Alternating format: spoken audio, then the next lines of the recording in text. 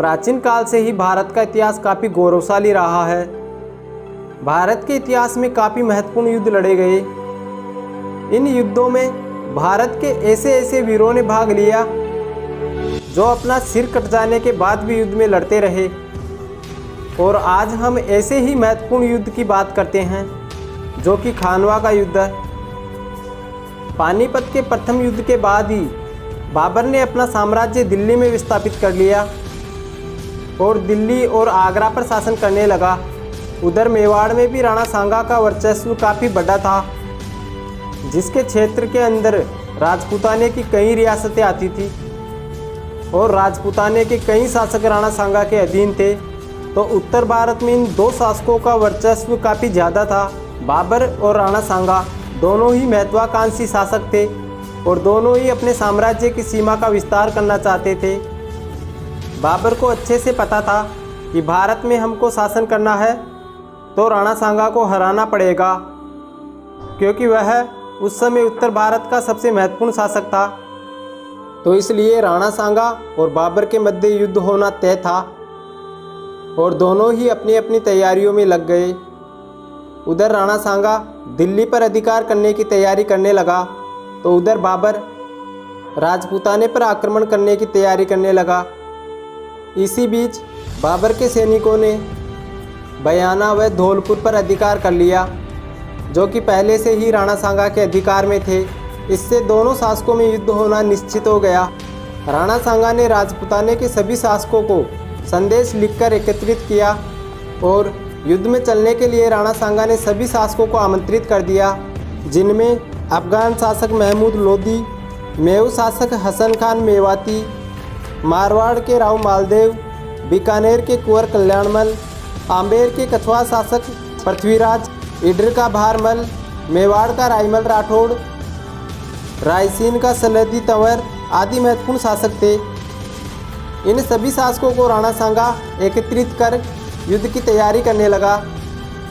इन सभी शासकों के साथ राणा सांगा ने बयाना पर आक्रमण कर दिया, जिससे 16 फरवरी 1527 ईस्वी को बाबर की सेना एवं राणा सांगा के मध्य बयाना का युद्ध हुआ, जिसमें राणा सांगा की जीत हुई। यह आक्रमण इतना जबरदस्त था कि बयाना दुर्ग में स्थित मुगल अपना भेष बदलकर भागने लगे। जब यह समाचार बाबर के सैनिकों को पता लगा तो वह काफ़ी डर गए। युद्ध का इतना भयानक मंजर देख बाबर के सैनिक बाबर से वापस जाने की मांग करने लगे और युद्ध न करने की सलाह देने लगे। यह सब देख बाबर ने एक महत्वपूर्ण कदम उठाया।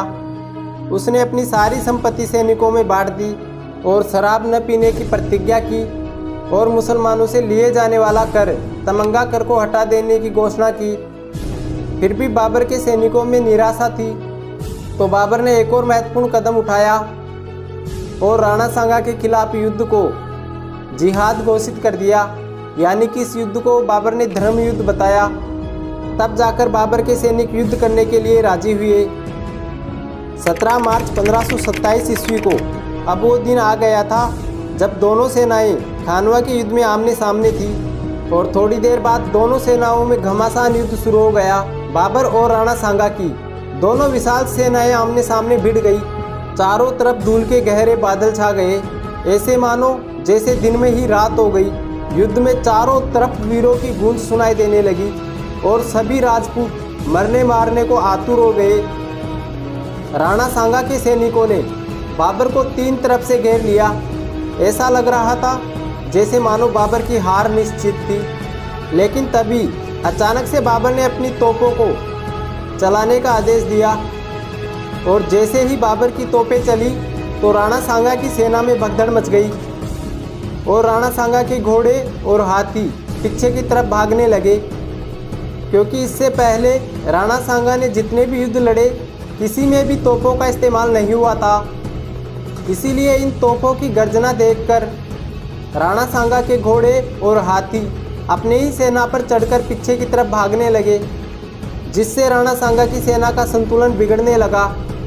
यह मंजर देख राणा सांगा स्वयं युद्ध स्थल में पीछे से आगे की तरफ आ गया और बाबर के सैनिकों से युद्ध करने लगा। और इस युद्ध में बाबर के निशानेबाजों का पूरा ध्यान राणा सांगा पर था और राणा सांगा को युद्ध स्थल में आगे देख बाबर के सैनिकों ने राणा सांगा पर एक के बाद एक तीर चलाना शुरू कर दिया और देखते ही देखते इन तीरों में से एक तीर राणा सांगा के सिर में आके लग गया, जिससे राणा सांगा मूर्छित हो गया और उसे युद्ध स्थल से हटा दिया गया। और फिर राणा सांगा की सेना का संतुलन डगमगा गया और राणा सांगा की जगह झाला अज्जा स्वयं राजमुकुट धारण कर युद्ध का नेतृत्व करने लगा।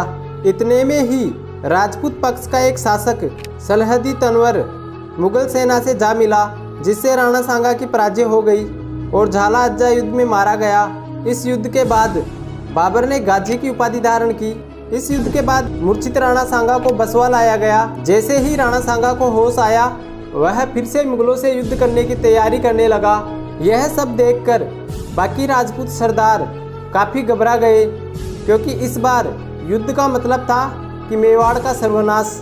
इसलिए राणा सांगा से नाराज सरदारों ने राणा सांगा को जहर दे दिया और इसी कारण 30 जनवरी 1528 ईस्वी को मात्र 46 वर्ष में उस महान योद्धा की जीवन लीला समाप्त हो गई और उस महान योद्धा का नाम इतिहास के गहरे पन्नों में छप गया। अगर आपको यह जानकारी अच्छी लगी हो तो इस वीडियो को लाइक एंड सब्सक्राइब जरूर करना।